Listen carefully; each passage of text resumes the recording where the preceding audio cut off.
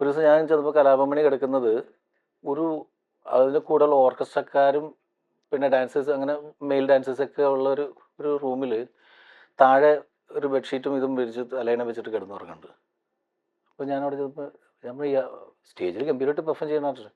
നമ്മൾ ഇയാൾ ഇവിടെയാണ് കിടക്കുന്നത്. ആ ഞാൻ പറഞ്ഞു അപ്പോൾ അല്ല എനിക്ക് ഇവിടെ എല്ലാവരെയും കൂടെ അപ്പോൾ എൻ്റെ റൂമിൽ എനിക്ക് സ്പേസ് ഉണ്ട്.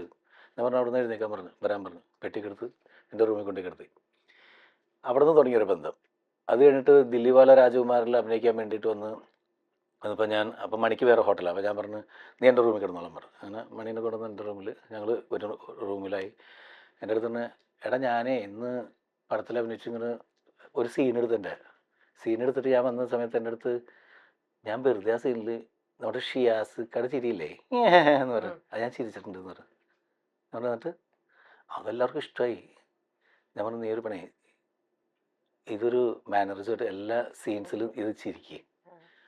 ആ ചിരി കയറി കൊളുത്താൻ സാധ്യതയുണ്ട്. നീ സേൻ സാറിൻ്റെ അടുത്ത് ചോദിക്കുക അത് ചിരിച്ചിട്ട്.